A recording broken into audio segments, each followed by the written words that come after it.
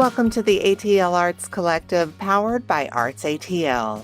I'm Kim Drobes, and I am so glad you are here. This is your new home for stories about Atlanta's art scene with reporting from ArtsATL writers, conversations with artists, and voices from across the creative community. Each week, I'll be joined by a rotating co-host, someone you may already know or someone you're about to be very glad you met. But today, I have no doubt you know my guest co-host. After 45 years on air, she holds the record as the longest-running voice in Atlanta radio. She created and hosted both Second Cup and City Lights on WABE and is a lifelong advocate and amplifier of the arts. She's also my dear friend, Lois Reitzes. I am so happy you are here. Oh, and I am thrilled to be here with you, Kim. Being your dear friend is very high on my most cherished list. Oh, I have to congratulate you on the ATL Arts Collective. The show sounds, do I call it a show? let's call it a show. The show sounds superb. Oh, Bravo, and here's to many, many more. Oh, thank you, Lois. That is beyond meaningful to me, as you well know. So Lois is going to be here throughout the show, and later she'll discuss Niki in the Garden, the new Niki de Fall sculpture installation opening at the Atlanta Botanical Gardens on May 9th. But that is not all. What else is in store today, Lois? Well, I saw you'll be talking to Methane's Robet Lee about the WigWag Art and Music Festival. I know you love that event, Kim. Very much so. And then we'll hear about Sunday's free concert featuring winners of Bent Frequencies' 5th annual underscore competition and Steve Reich's iconic music for 18 musicians. Also, later on, Gulch Magazine's Jasmine Henschel and E.C. Flaming join us for their new monthly segment, Making It Work. It investigates how local creatives avoid being starving artists. And we'll close today with ArtsATL executive editor Shane Harrison sharing his picks for this week's Best Bets. But first, what if a piece of public art could help an entire community breathe easier? Well, an emerging outdoor green space anchored by the path is hoping to do just that through connection and community. ArtsATL's senior editor Isadora Pennington has the story. Trees sway in the blue sky above as bees buzz between flowers at my feet. The quiet is punctuated by a bike whizzing past along the Stone Mountain Trail and a car rumbling down Church Street. In front of me is a large pair of 8-foot-tall wire lungs, a sculpture called Lungs of Mother Earth made by artist Shannon Willow. The Lungs of Mother Earth is a 9 by 8 by 4 feet deep steel sculpture. It has a few decorations of color in the way of leaves and flowers. The bronchioles reach out with the decorations of the flowers to stretch across each lung. And the viewer is invited to come into the concave lung and sit on the bench that reads Breathe and simply meditate in nature. The sculpture sits in a small grassy field near Davis Manufacturing and Packaging in Scottdale, and it's the second piece by Shannon along this same stretch of trail. Further north in Clarkston, the Heart of Mother Earth was installed by the artist back in 2024.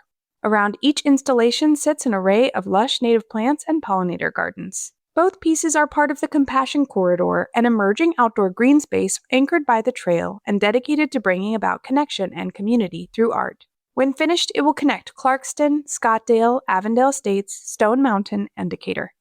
Georgia is the 6th most diverse place in America, and so it's really important at this stage of where we are with our climate crisis to realize that we all can take action and be in harmony with Earth just by simply planting some native flowers and rewilding places in our own yard. So yeah, the Lungs of Mother Earth invite the viewer to come, sit and breathe and be in relationship with Mother Earth in their own stillness, in their own awareness of how they live within these green spaces. Over the past several years, Shannon has been working with Compassionate Atlanta to bring this vision to life. It took Shannon 4 months to construct the original Heart of Mother Earth and another 4 months to finish its companion piece, Lungs of Mother Earth. So the Lungs of Mother Earth was created at South River Art Studio, my friend Alan's welding space. He was a great mentor for me, very patient. The idea is to inspire passersby to consider the natural world around them and our connections to it through artwork and lush gardens. One of the key factors in the design of the Compassionate Corridor is its visibility. You could take these same sculptures and place them in the woods somewhere. They'd still have artistic merit, but placing them along major roadways and the Stone Mountain Trail drastically increases their ability to spark conversation and build compassion in others. When you bring art into nature, it creates curiosity among people. And so some of the people on the path have asked me questions, or they've been like, this is so awesome, thank you. I just had a gentleman this morning that was like, thank you so much. I walk this path all the time.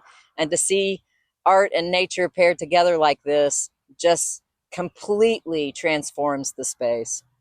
The project has been funded by DeKalb County Commissioner for Super District 6, Ted Terry, who previously served as the mayor of Clarkston from 2014 through 2020. He was the youngest mayor in the city's 135-year history. Terry is an outspoken advocate for community building initiatives such as this. During my time as mayor of Clarkston, I saw firsthand how intentional, walkable spaces can transform a neighborhood and bring people together. But this is more than just beautification. Ultimately, this project is about how we treat each other. True compassion starts with the self, and it extends into our physical spaces and the systems that govern our daily lives. For public projects such as this, having good working relationships with collaborators is essential to their success. The team has partnered with Greenbox Homes and Shades of Green Permaculture for their pollinator gardens. An official unveiling ceremony for the Lungs of Mother Earth will take place on Saturday, May 2 from 12:30 to 2:30 p.m. Collaborators, local leaders, and the public will meet at the site, undoubtedly leading to conversations about the importance of art and how it can advance environmental change and bring communities together. Shannon will be present for an artist talk at 1 p.m. and will bring copies of her new book for sale too. When you start to change your relationship with Earth and the way you are right in your own backyards, then it gives others permission to make the change that needs to happen for future generations for sustainability purposes and biodiversity purposes and just for purposes of being better humans. For the ATL Arts Collective and ArtsATL, I'm Isadora Pennington. You can read Isadora's full story on artsatl.org. Now, Lois, we are all anxious to know, how are you enjoying retirement? Oh, Kim, it's wonderful. They're much more active than I anticipated, but I've got to tell you, I miss daily contact with you and the little WABE team we had. Me too. It was a beautiful moment in time. I keep thinking about you having done the same job for that long. I'm happy that you are having a great retirement, but gosh, that just must have been such a change for you after 45 years.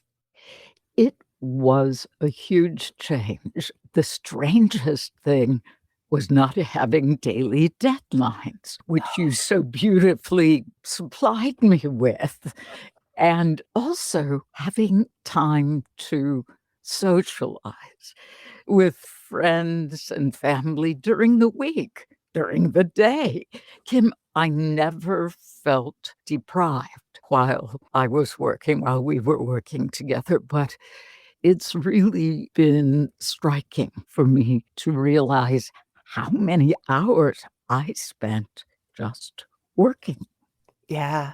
Yeah. You have so many loved ones in your life, and you gave so much of your energy to our family on City Lights. I could imagine that you have just opened up a whole new world. Well, you are still part of the family, so don't think you're getting out of that. Is there anything that you miss specifically about no longer doing a daily show? Like, I know you don't miss deadlines. Is there anything that you're like, well, Yeah, I would love to find a way to incorporate that back into my life. I miss the interaction with you and many of our WABE colleagues on a regular basis. I also miss something of that thrill of knowing that we were bringing into people's lives something that they may not have heard of, that they didn't know about, but could transform their lives. But Kim, you've taken that on now, and you are doing it with the ATL Arts Collective. You are sweet to say so. And it is a joy and a privilege. You always use that phrase, and I 100% get it. I'm so glad you're here today. You too. Let's move on and talk about some more art that could expand someone's mind. On Saturday, May 2nd, the streets of Avondale Estates Art District will close to traffic and come alive with the sound of music alongside local makers, vendors, and artists. It's WigWag 2026, and joining us now is the man behind the curtain, Robet Lee from Methane Studios. Hi, Robert. Hello, how are you doing? I am well. I'm so happy that you're here. I'm so happy it's almost WigWag time. So for the unfamiliar, this is not your typical commercial music festival. How would you describe the vibe? I think WigWag is definitely all about communities. Oh, by the way, congratulations on your new venture here. I'm glad to have you on the air, or whatever that they call it these days. Thank you, Robert. But WigWag is definitely, it's all about community. You know, we're unticketed, so we rely on sponsorships and art vendors and just the community, volunteering their time to really make it happen. So yeah, definitely a community art and music festival. Yeah, and you say unticketed, and I feel like that buries the lead. It's free. It's all free. Yeah, it's a small little footprint. It's, I guess, basically a block. It's Little Tree Studios, Art Studios, and then the Globe Art Center, which is, they're kind of connected in that whole block area, right behind the Waffle House. It's kind of like a block party. It started off just as a really small little market, and then it just kind of grew, and now it's a life of its own, basically. I love that. Can you tell us where the name came from? Well, WigWag is, first of all, where we're at is like an old industrial kind of park area, and there are railroad tracks. It's right on the MARTA line, right there behind us. So I wanted to use something that was railroad related. And the WigWag is actually that red flashing light that kind of goes back and forth when you go to a railroad track crossing. And I researched a bunch, way too much on this stuff. When I was a kid out in the country, you just had to stop. You didn't have a gate coming down. But anyway, it was all about stop, look, and listen. For the three, when you go to a railroad track, you stop, you look, and you listen for the train. And I thought that was just like a perfect description of what we want people to do at WigWag Fest. I love it. So you grew up in an area where you didn't even have a protective bar come down? No, it was in Ohio. My dad, when he was young, was hit by a train. Nobody was hurt or anything. But whenever I went out with my friends, he would always go, watch those damn tracks, and it's true. At night in the country, cornfields, so I don't really, but this is fascinating to me. No gates, no gate crossing. So you had to kind of stop, look, and listen. And that's kind of what we want people to come out on May 2nd to do. Stop by, listen to some music, and look at the art. Well, word on the street is that this is going to be the biggest year yet. I heard you're doubling your footprint and adding another stage. Is that right? We do. Little Tree, which has always been a big part from the very beginning. They wanted to do their own little indoor stage, which I think is great. And that stage will primarily be more acoustic and stripped down. But there are a couple full bands in there. We just wanted to have more opportunity to have more bands play, and give people more to see, more to listen to. So our mascot will making an appearance, and his best buddy, Dumpster Rat, will be visiting too this year. So, oh, I'm so glad you brought up your mascot, Trashy Cat. I am a big fan. I saw online that you had Dumpster Rat announce this year's band lineup. Why don't we let him do that here too? Hey, folks! My best buddy, Trashy Cat, asked me to announce this year's music lineup at WigWag Arts and Music Festival. This year we have 2 stages. The main stage will feature local legends King Size, along with Drop Sonic and Blair Crimmins and the Hookers. Also playing the main stage will be Little Hope Del Roscoe, Hannah Murphy, Silk Daisies, and Karma Cat. I like Karma Cat. On the Little Tree stage, our indoor stage, will be the Atlanta Cello Ensemble, Lonesome Prairie, the Burgundy Brothers, the Frigidaires, Heather Luttrell, Elliot Bronson, Trey Dole, and the Junk Time Rat Band!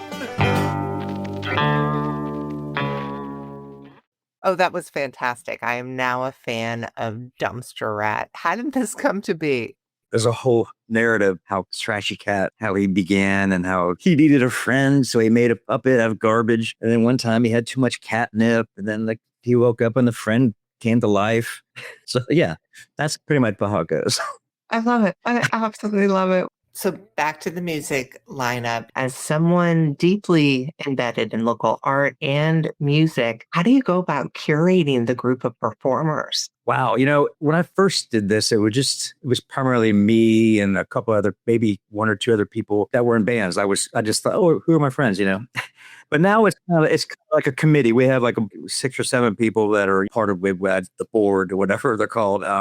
So we all kind of chime in. We all hear from bands and we'll all kind of throw it into the hat and then we'll just see what makes sense. Is there any, for you personally, can't miss activity or vendor that you're really excited about this year? Oh, yeah. John Waterhouse is back as the MC. We'll have DJ Chalky Pronto, which he was our DJ the year before last. So he's back. Yeah, we just have a lot going on. There's a kids area with fun stuff, and there's clowns and face painting and mask making. And when I mentioned it was community, it is a family-friendly festival too. So we really want to lean into the just making it a comfortable place for parents to drag their kids around, and give the kids something to do besides, maybe they don't want to listen to rock and roll or whatever. But we're having a little gig poster artist section of the festival, which will be 3 or 4 poster artists showing their work. It'll be great. And then we're really lucky enough to have our feature artist be R. Land. Ronnie Land's going to be our featured artist this year, which we're very excited. Ronnie is having the year. So he was Grand Marshal for the Inman Park Parade. He's got a brand new statue in the middle of Little 5 Points. I started a podcast with him. You can't get away from this guy. I know. Well, I really saw him a lot, back in the Echo Lounge days, and we just talked art and whatever else. And I've always been a big fan of what he's brought to the art scene in Atlanta. But, he's so busy. He's always doing something, so we're really happy to feature him as the artist this year. Oh, that's wonderful. I can't wait to see it. We said, Ronnie, just do Ronnie. Do what you want. And we will facilitate whatever you decide to do, because I trust him. I put it that way. What a great selection of artists we have this year too. Makers, artists, vintage clothes. And we have a section this year called the Rock and Roll Yard Sale section, which is people just with a table and their junk.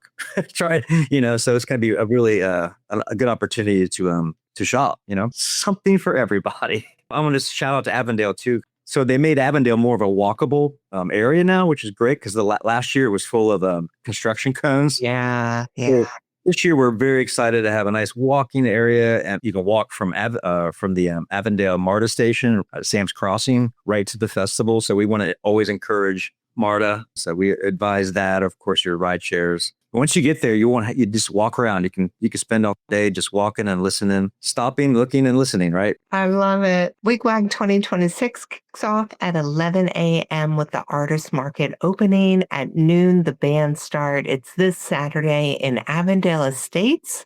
You can find the full schedule and map at wigwagfest.com. Robert, thank you so much for coming by. Hey, thanks for having me, and I'll hope to see you over there.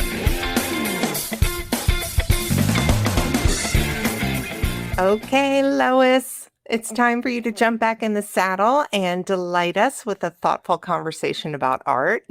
What you do best. Oh, thank you, Kim. There are many ways to acknowledge a milestone anniversary. Some people give flowers, a small bouquet, perhaps a dozen flowers. Well, the Atlanta Botanical Garden began celebrating its 50th anniversary with Atlanta Super Blooms. Nearly 140,000 1,000 flowers. Tulips and daffodils have been on the great lawn all month. And now a spectacular exhibition of 41 works by the late French-American artist Niki de Saint-Phal will be on view from May 9th through September 6th. I recently discussed this exciting show with Mary Pat Matheson, the president and CEO of the Atlanta Botanical Garden. Mary Pat began by explaining why she wanted to celebrate the garden's 50th with works from Niki de Saint-Phal. I have wanted to do another exhibition of Niki's work for at least the last 5 years. And as you may know, her granddaughter, Bloom Cardenas, is very involved in managing her work and where it is displayed across the world. And she's done many wonderful exhibitions. But it took a while to get to the point where they had an opening where they could showcase her work at the level that we wanted to do.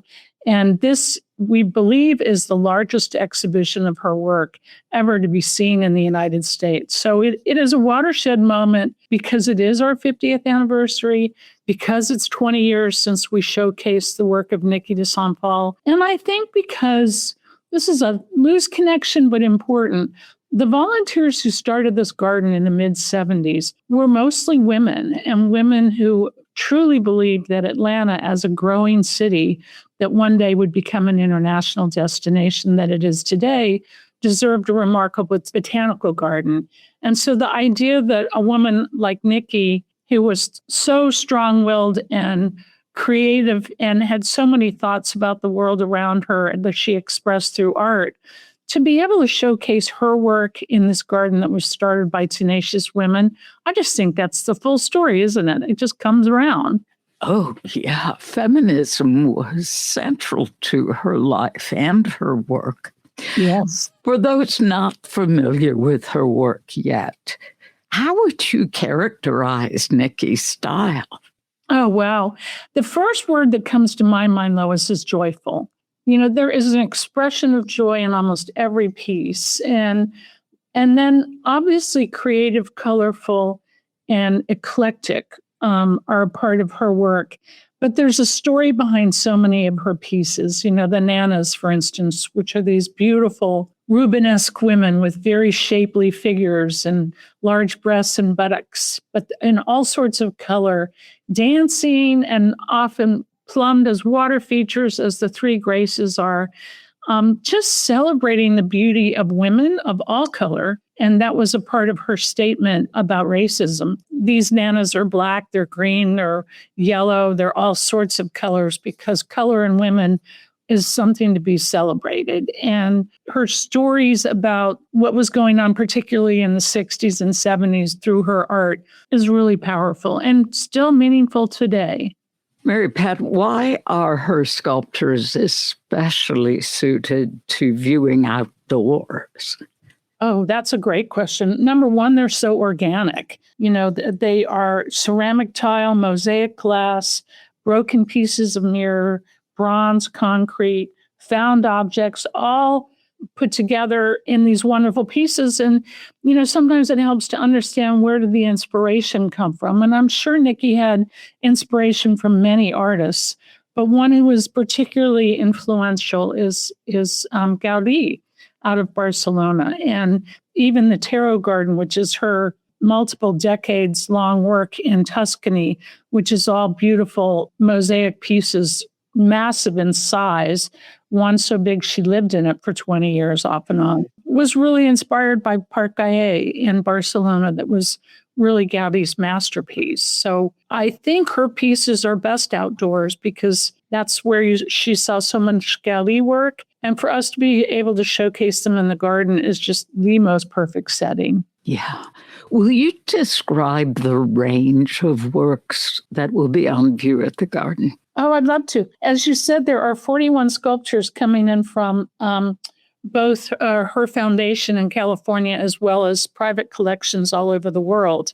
We've talked a little bit about the nanas. We have two really beautiful Nana installations we're talking about. One is the Blue Star Fountain, which is a mosaic of a woman in all blue, and it's plumbed, and so water comes out. And then the Three Graces, who are also plumbed, and they have water spouting out of their breasts in one of our water features, and they're beautiful and elegant. And then you go to her totems, which are literally totem poles. I assume that she was very interested in Native Americans and African art, perhaps. And they are different figures made out of these totems that are quite remarkable. And then she's got small creatures, and we have the Church of All, I can't remember the name of it, but it's a church of all churches, which is her statement about we can all have a religion, but we could do it together in unity, which is a really wonderful, powerful piece. And they're all just filled with color.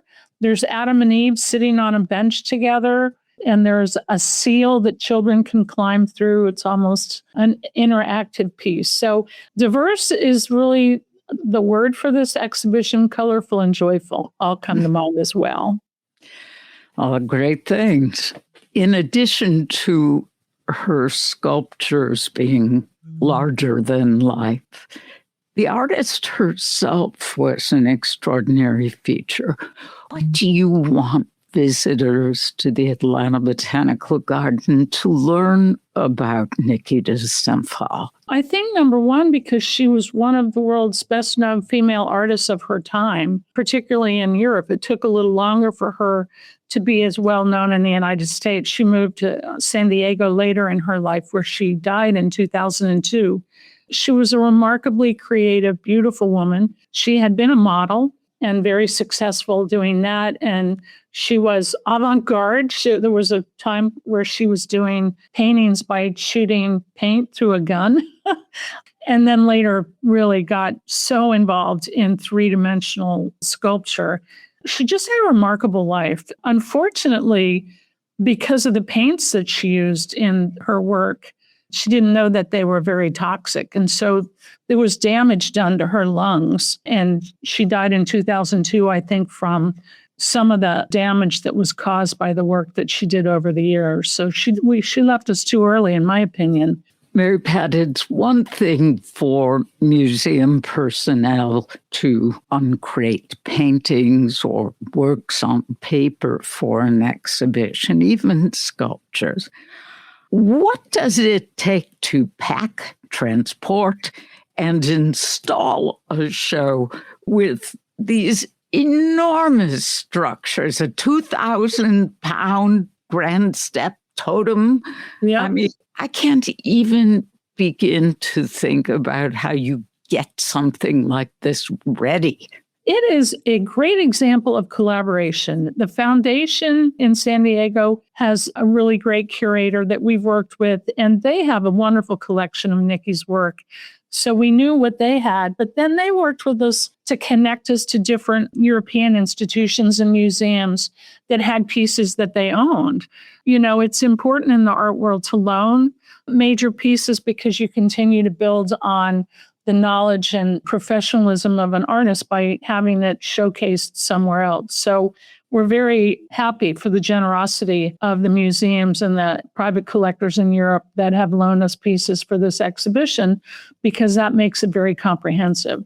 And then you bring in all the art handlers who help us with crating. I'm pretty certain we've had to build crates for almost every piece, particularly those coming over by ship from Europe. And then you have to get them to port, and then they have to be shipped across the ocean to the United States. And then they arrive by crate, and we open them up, and then we work with the art handlers who help us move the pieces, and then we light them. So they're beautiful at night, pretty stunning. But it is teamwork and collaboration at its height. What a marvelous gift to Atlanta and to people who will travel from other parts to see Niki in the garden.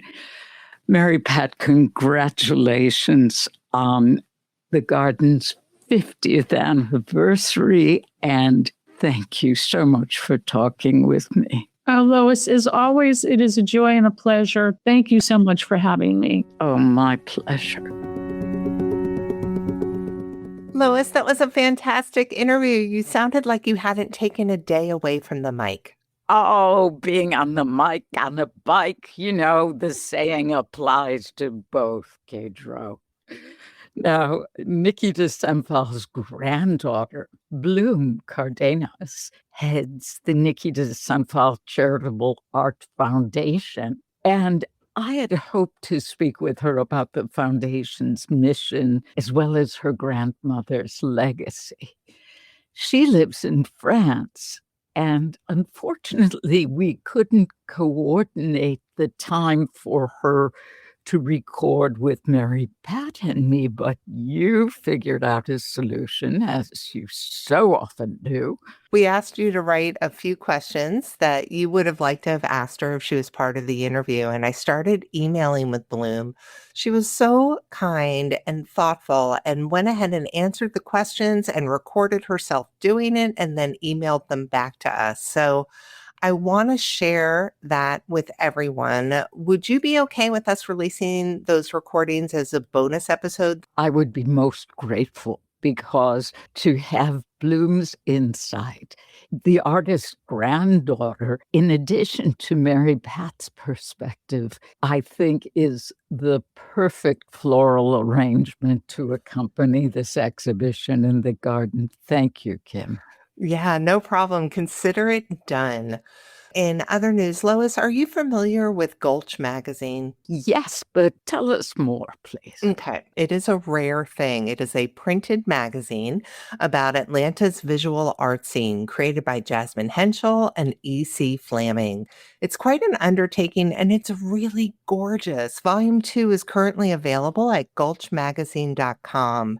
So these two are very connected to our city's art world, and they're joining us monthly for their new segment, Making It Work. It investigates how local creatives can avoid becoming starving artists.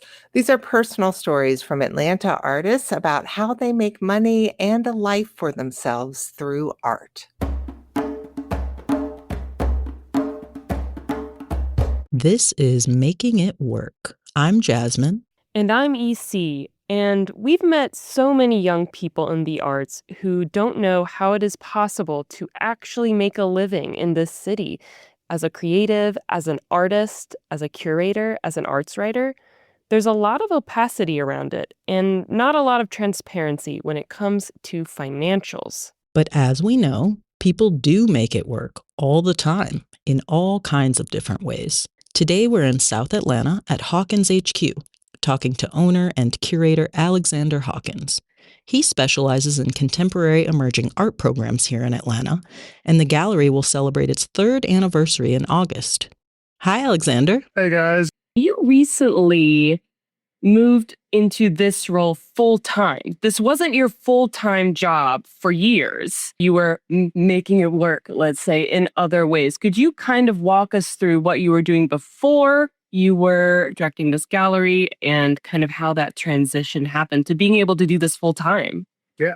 So I've had a bunch of different kind of artization jobs since I was 18 years old. Started, painting gallery walls, helping with openings, bartending openings, running email campaigns to social medias, to sales, and kind of bounced all around the art world, job lists, being a studio assistant for Alec Brock for a little over a year. During that time, I decided that I wanted to get into running and owning a gallery, and made the pretty quick decision during that period to kind of go for it and just start working on opening up a physical space. It might be useful just in this moment. Could you describe Hawkins headquarters to the listeners? Because it is a very unique space. Yeah.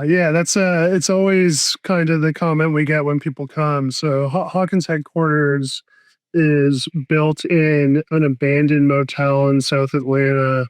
We're not close to really any other art galleries or anything like that. But it's both a gallery and also kind of an architecture project, as I call it. I'm really inspired by this Japanese architecture collective called Mouth Plus Two.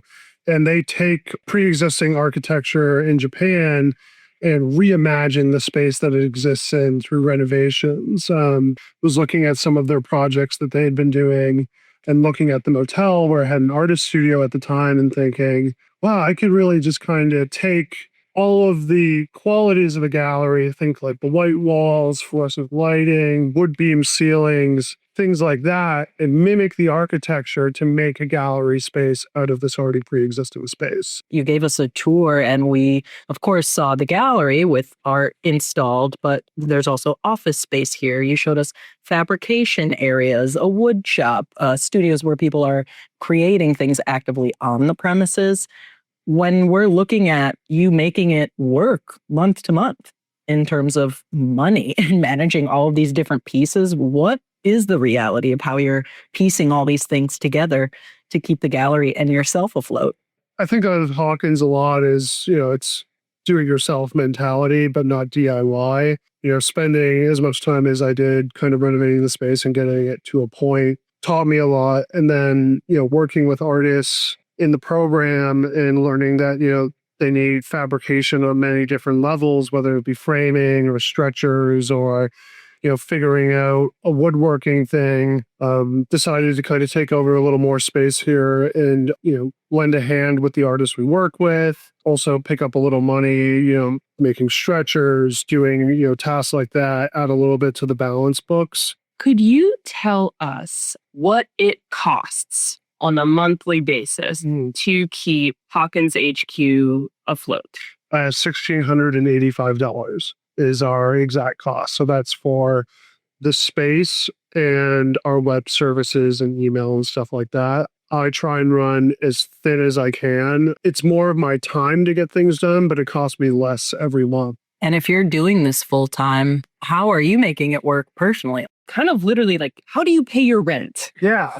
Right now it's the gallery. I mean, because we run so thin, we run like a pretty typical gallery model in terms of splitting out with the artists. Artist gets 50%, gallery gets 50%. And sometimes if the gallery had to spend some money on helping with the fabrication, we'll recoup that in the sale as well. So fabrication is more of a profit for us. When we look at something like Hawkins HQ in the context of Atlanta and your experiences elsewhere, how does being based in Atlanta shape the way that you're thinking about and making money as a gallerist? And are there any particular benefits or challenges that you think exist here that maybe look different in other cities?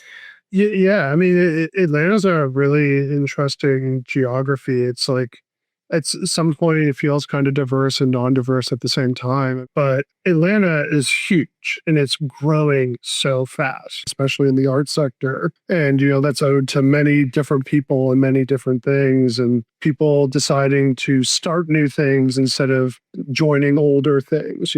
Gulch itself is rather new and you guys both have, a background in the arts and you decided to start your own thing.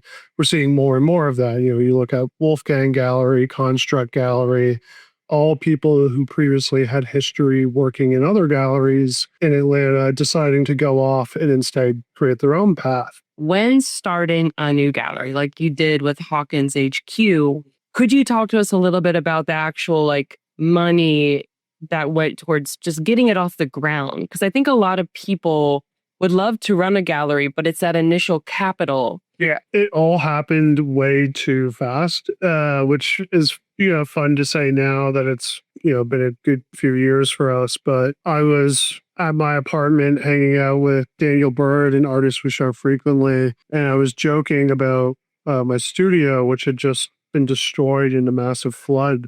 And I was like, oh, what if my art practice became making my studio really cool? And all I did was constantly renovate my studio. And then I turned to, oh, what if I just made my studio into a gallery? And then within a week, I was signing the lease for our space, knocking down walls, fully demolishing space, and building what I thought I could make into a gallery. So I'd done all the physical labor, which was important to me because it felt like kind of my buy-in to this whole thing. I don't come for money, didn't have anyone financing what I was doing. I wanted to make a space that people wanted to show.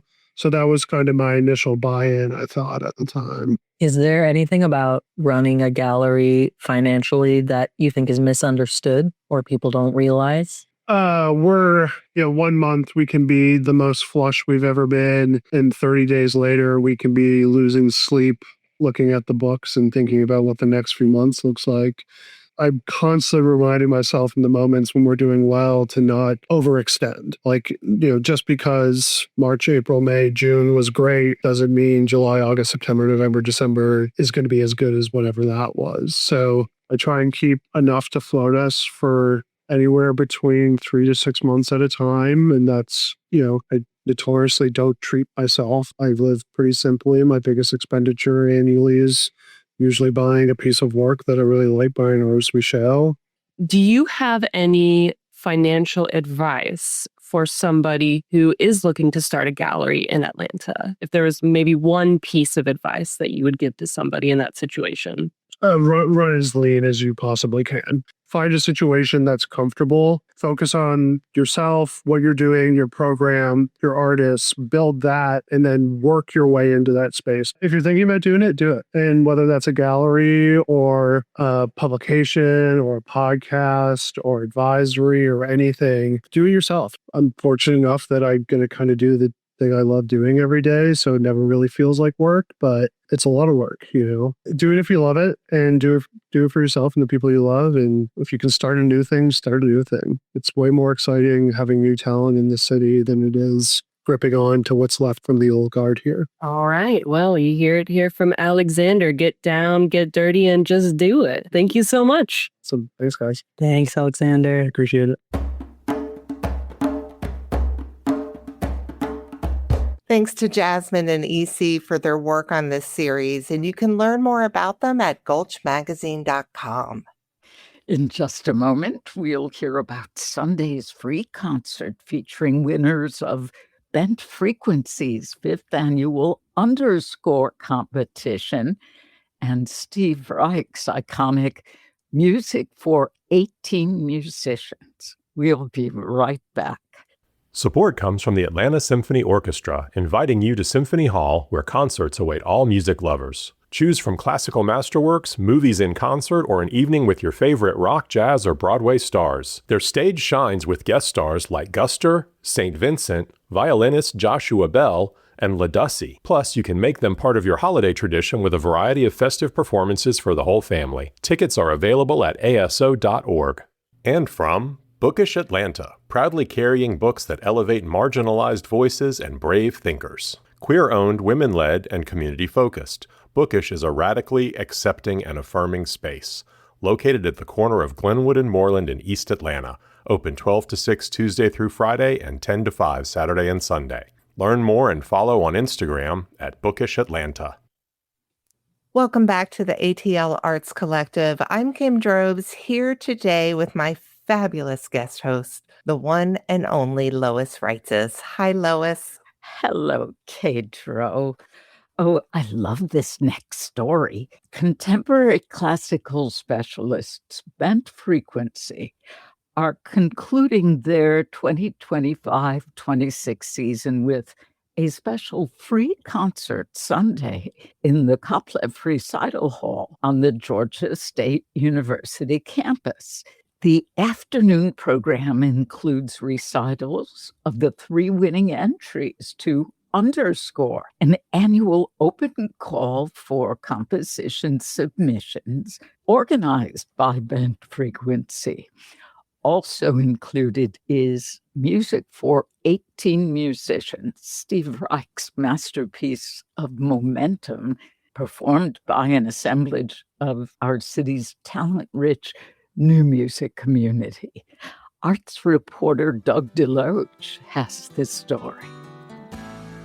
Steve Reich's Music for 18 Musicians is one of the most important classical music compositions of the 20th century. Written by Reich over a 3-year period, the hour-long flux of canonical melodies, cyclical harmonies, and densely fluid percussion premiered on April 24, 1976, at Town Hall in Manhattan after more than a year of weekly rehearsals. 2 years later, the German record label ECM released a studio recording of Music for 18 Musicians. It quickly and surprisingly became a bestseller for ECM, which was primarily known for its jazz and world music catalog. In 1998, Nonesuch Records released a new recording of the work, which won a Grammy for Best Small Ensemble Performance. 2026 marks the 50th anniversary of the premiere of Music for 18 Musicians, as well as the 90th birth year of Steve Reich. In celebration, performances of Reich's seminal tour de force, which has influenced generations of musicians from the realms of rock, pop, jazz, jam band, EDM, and other genres, along with other works such as drumming, violin phase, and different trains, are scheduled around the globe. In Atlanta, contemporary classical specialists Bent Frequency are concluding their season with a special free concert on May 3rd at Coppola Recital Hall on the Georgia State University campus. The afternoon program includes Music for 18 Musicians, performed by an assemblage of the city's talent-rich new music community, as well as recitals of 3 winning entries to Underscore, an annual open call for composition submissions organized by Bent Frequency. Artistic directors Jan Barry Baker and Stuart Gerber, who founded Bent Frequency in 2003 as an ensemble in residence and project incubator at GSU, the path leading to the 18 Musicians/Underscore event was influenced as much by financial constraints as by aesthetic aspirations. We've had support from the Georgia Council of the Arts for this program the last few years, but given the situation, in this country with research funding cuts and things like that, we did not get as much as we had in the past. So we still wanted to do Underscore, so the idea was to have it with another program. We weren't sure on what that was going to be, but then we had this idea that, well, it's the 50th anniversary of Music for 18. That would be a great season-ending program. The criteria set by Bent Frequency for the Underscore competition included focusing on improvised frameworks, open instrumentation, graphic scores, text-based pieces, and other experimental or hybrid notation.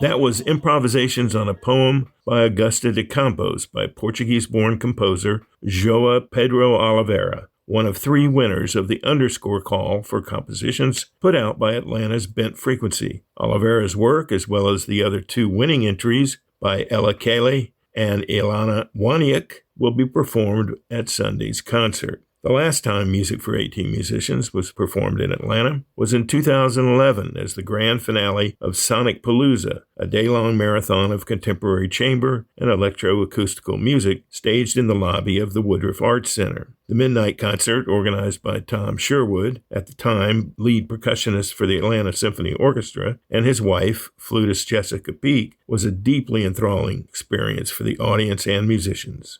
This time around, Reich's signature composition will be played by 20 musicians from 4 local groups, the Atlanta Contemporary Music Collective, Chamber Cartel, Ensemble Vin, and Small Ensemble, plus Bent Frequency. The Atlanta new music community is a generally happy gaggle of players and composers. They enjoy performing with their bandmates, as well as commingling and sharing concert bills when the occasion arises, for example, during the annual Sound Now Festival.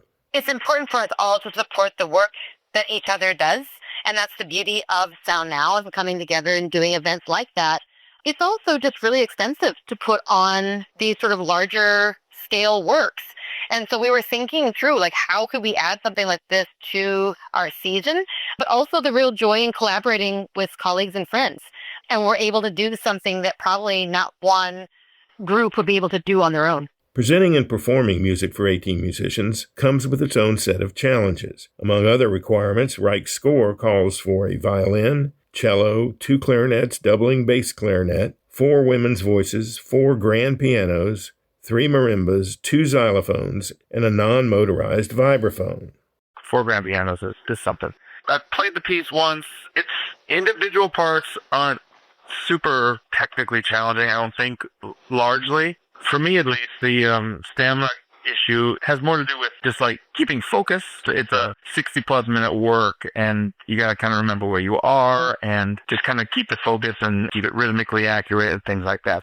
The muscle will burn. Yes. Yes, and the brain will burn, trying to keep track of how many repetitions. That's the challenge always with any minimalist work, that is glass or Reich or whatever. It's like mind over matter almost, getting your body to actually keep repeating the cycle of something without tripping up. The score for Music for 18 Musicians does not include a conductor to help guide the performance of the work, which is divided into 11 pulses or sections. According to Reich's instructions, quote, changes from one section to the next, as well as changes within each section, are cued by the vibraphone, whose patterns are played once only to call for movements to the next bar. Much as in a Balinese gamelan, a drummer will audibly call for changes of pattern, or as the master drummer will call for changes of pattern in West African music. The unusually seductive appeal of Music for 18 Musicians stems from an alchemical melding of elements from Western orchestral and chamber music, improvisational jazz and swing, and non-Western traditions that predate those musics by multiple millennia. The resulting product sounds as imaginatively fresh and invigorating today as it did a half-century ago. Ancient to the future is how the Art Ensemble of Chicago once characterized their music.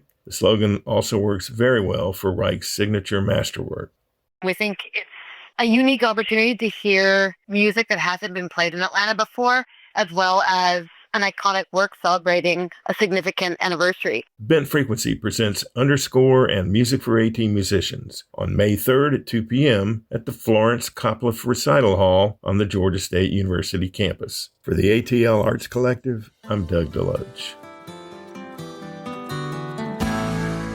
You can read Doug's full story at artsatl.org.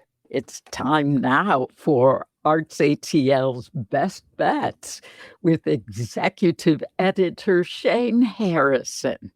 This week, his mix includes comedy, a jazz legend, and an abundance of photography. There are a lot of great art events happening around Atlanta in the coming days, but Saturday offers a particularly robust day of fun for visual arts fans. At the Atlanta Center for Photography, they're having their annual block party and open exhibition, which will celebrate the past, present, and future of their home on Edgewood Avenue. The one-day event brings together art, food, music, and all-ages activities in collaboration with local businesses, arts organizations, and arts partners. The open exhibition accepts all submissions and will spotlight photographers and lens-based artists. It happens from noon until 5 p.m. on May 2nd. Just a short drive away in East Atlanta, and beginning just an hour after the Atlanta Center for Photography block party wraps, ABV Gallery will mark the opening of 3 new shows. In Motion is a group exhibition featuring more than 30 local and international artists creating new work inspired by movement. Lucky You is a solo exhibition of work by Tiny Kaiju, exploring her lifelong fascination with cartoons, symbolic imagery, and Japanese culture, and drawing inspiration from her travels through Tokyo, Kyoto, and Osaka. Portal by Sabrina Shoemaker explores folklore, memory, and imagination through paintings that act as gateways into fantastical realms. Drawing from her Panamanian heritage, Shoemaker reinterprets myths including ghosts, spirits, and legendary figures through contemporary narratives. In the musical realm, Atlanta Symphony Orchestra music director laureate Robert Spano returns to Symphony Hall for a 2-week run in late April and early May. In both weeks, he'll be leading the orchestra in the music of Leonard Bernstein. On Thursday, April 30th, and Saturday, May 2nd, they'll perform the composer's brass-heavy Symphony No. 1, the Jeremiah. They will be joined by stellar pianist Stephen Huff for Rachmaninoff's Piano Concerto No. 3. The following weekend, on May 7th and 9th, the symphony welcomes pianist Conrad Tao in Bernstein's Symphony No. 2, inspired by W.H. Auden Pulitzer Prize-winning poem, The Age of Anxiety. Tuesday, May 5th, marks the return of one of jazz's greatest living legends as Herbie Hancock comes to Symphony Hall.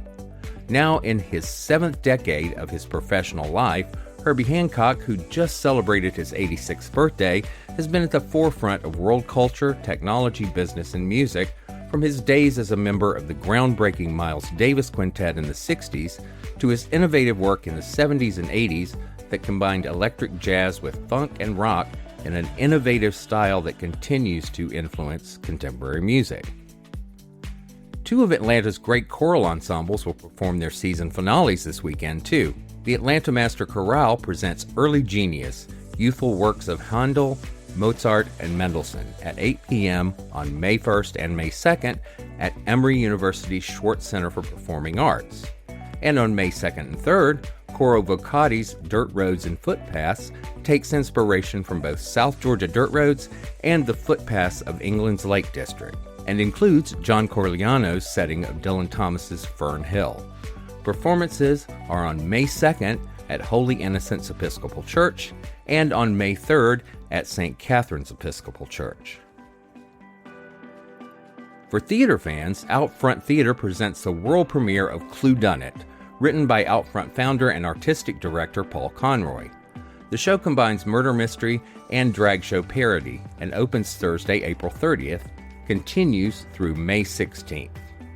At Shakespeare Tavern, the Atlanta Shakespeare Company and feminist theater collective Belle Esprit present Claire F. Martin's whimsical adaptation of Emma, depicting Jane Austen's iconic anti-heroine's search for fulfillment in a world designed for men. It opens on Saturday, May 2nd and runs through May 31st.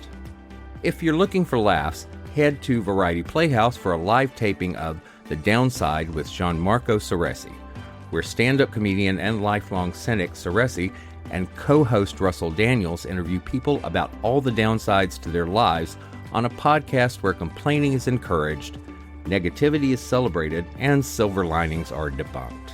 See it live on April 30th at Variety Playhouse.